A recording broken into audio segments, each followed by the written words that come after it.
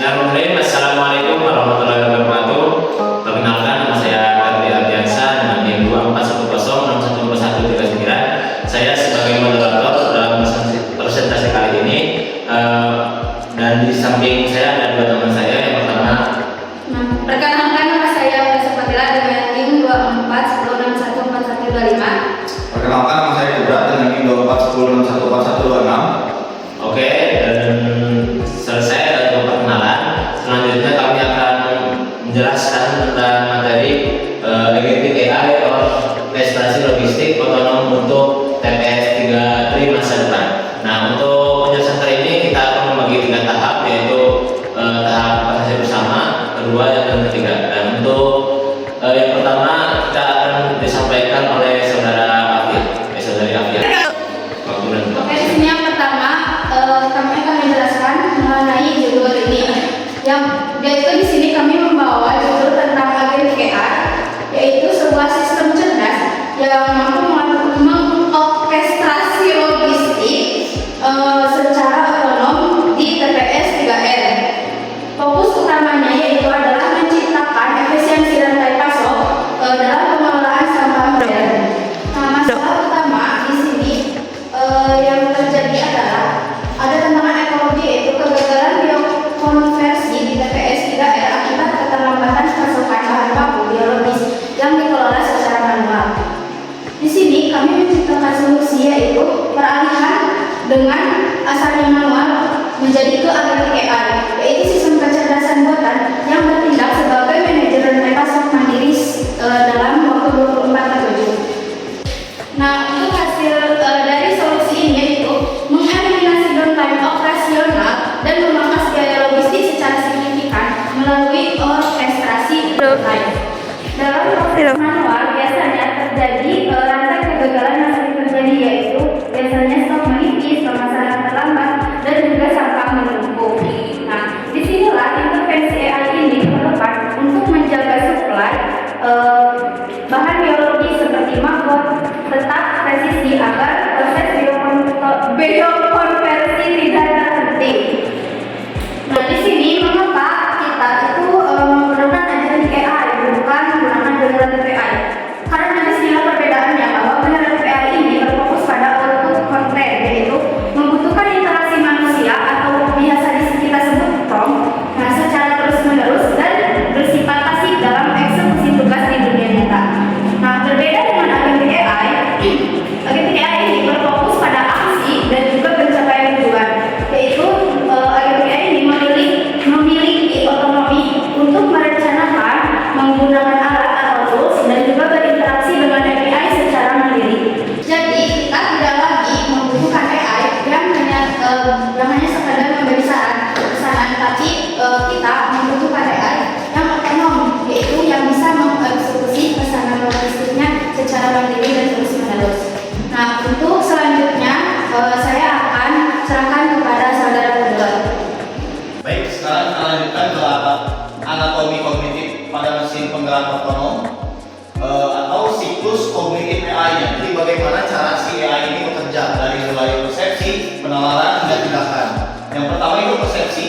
Jadi membaca data inventaris, memantau level stok bibit maggot, dan juga memahami kondisi operasional TPS 3R secara real time. Lalu si siklus kognitif AI ini melakukan penalaran, yaitu dengan menentukan kapan harus memesan, menghitung jumlah optimal, dan juga memilih supplier berdasarkan urgensinya, seperti itu. Dan selanjutnya masuk ke tindakan, yaitu melakukan function calling atau pemanggilan suatu fungsi ke API logistik dengan mengirimkan pesan via WhatsApp ataupun email ke supplier atau membuat invoice secara otomatis. Lanjut ke hubungan otak digital dengan dunia fisik melalui eksekusi. Jadi agent ini tidak hanya berbicara, tapi juga bertindak melalui mekanisme function calling atau pemanggilan suatu fungsi agent. Jika diizinkan mengeksekusi kodenya secara terprogram dan secara otonom untuk menyelesaikan masalah sebelum disadari oleh si operator manusia. Jadi tata caranya otak LLM ini atau large language model di-convert ke JSON. Lalu si roda gigi atau Python script ini membagi 3. Ada yang masuk ke query database, inventaris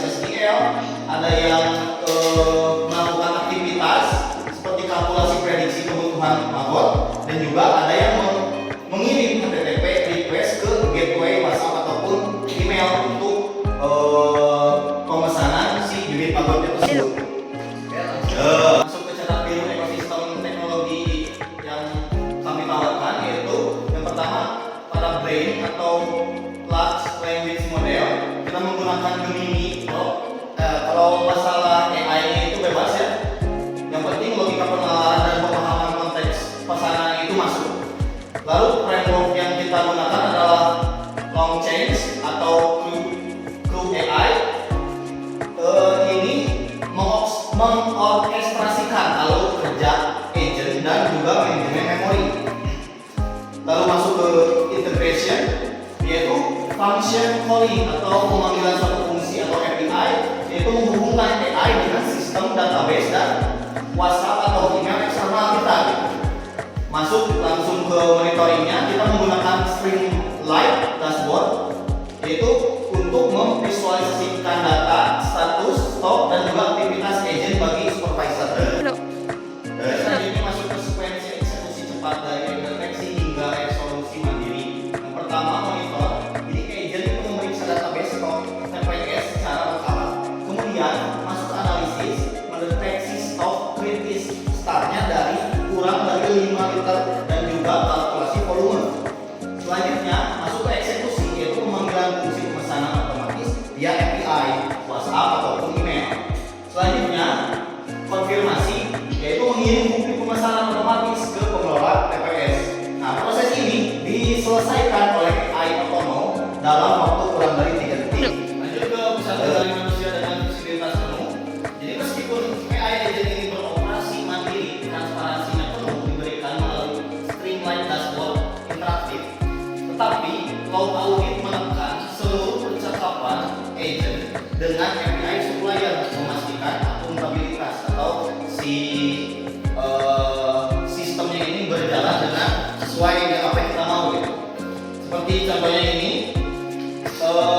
peringatan jika si sistem itu mengeluarkan suatu peringatan bahwa si starter kompos ini kurang dari 5 liter, maka agent akan beraksi untuk mengorder 20 liter starter from dari supplier A via WhatsApp ataupun email API seperti itu. Oke, selanjutnya akan dijelaskan oleh saudara saya Ferdi. Oke, untuk selanjutnya yaitu dari hasil presentasi oleh teman saya tadi bahwa disebutkan agentic AI dapat berpotensi penurunan biaya logistik. Nah, menurut studi MC Kensei, penerapan AI agent dalam rantai pasok dapat mengurangi biaya distribusi hingga 25% melalui optimasi inventaris dan eliminasi keterlambatan pasokan. Nah, untuk eliminasi downtime, resiko berhentinya biokonversi akibat kelalaian pemesan manual. Terus yang kedua ada skalabilitas, arsitektur dapat direplikasi untuk seluruh jaringan TPS 3R tanpa penambahan tenaga admin proseduren. Nah, untuk mengetahui 3R, dari tadi kita menyebut 3R. Untuk pertama 3R yaitu singkatan dari reuse dan recycle. Nah, untuk reduce yaitu mengurangi penggunaan sampah, reuse menggunakan kembali, dan recycle mendaur ulang. Next. Ketiga. Sama seperti sebelumnya, agentic AI juga berpotensi menyelaraskan siklus alam dengan presisi mesin. Sama seperti autonomical vehicle, mobil berkemudi atau disebut juga mobil berkemudi yang tidak hanya membaca peta tetapi juga dapat mengerem secara otomatis. Nah, agentic AI juga mencegah tabrakan operasional. Sistem ini mengubah TPS 3R dari reaktor manual menjadi fasilitas biokonversi otonom. Juga menyelaraskan kebutuhan organisme atau robot dengan presisi eksekusi. 2, 3. Ya. Untuk program implementasi dari sistem ini terbagi menjadi 5 tahap, yaitu minggu pertama analisis dan observasi literatur. Jadi fokus pada minggu pertama ini yaitu berfokus pada landasan teori AI dan penyusunan konsep dasar dari sistem. Nah, untuk minggu kedua yaitu kita melakukan observasi permasalahan. Untuk surveinya kita dilaksanakan di lapangan di kampus UMB Tasikmalaya untuk identifikasi inefisiensi. Nah, untuk tahap ketiga yaitu pada minggu ketiga yaitu perancangan arsitektur. Nah, untuk tahap ini kita menyusun blueprint sistem, flowchart, dan skema database pendukung AI lainnya. Nah, untuk tahap keempat yaitu minggu keempat pembuatan prototype. Nah, pengembangan untuk tahap ini kita melakukan pengembangan lookup, UI UX dan coding sederhana untuk fungsi utama dari Agentic AI ini. Nah, untuk minggu kelima yaitu pengujian dan laporan final. Nah, pada tahap ini kita memvalidasi sistem melalui simulasi internal dan finalisasi dokumen tugas. Next.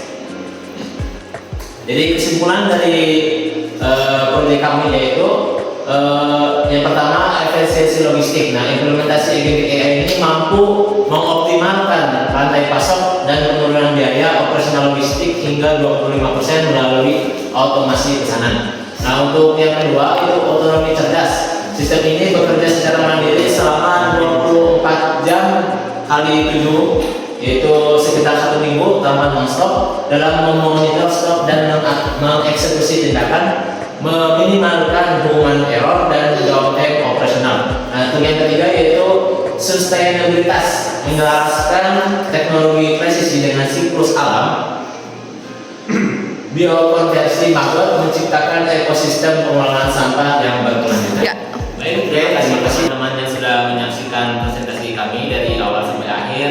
Mohon maaf jika kalau ada kesalahan dalam penyampaian presentasi kami. Mohon maaf yang sebesar-besarnya. Kami dari kelompok 2 mengucapkan terima kasih. Assalamualaikum.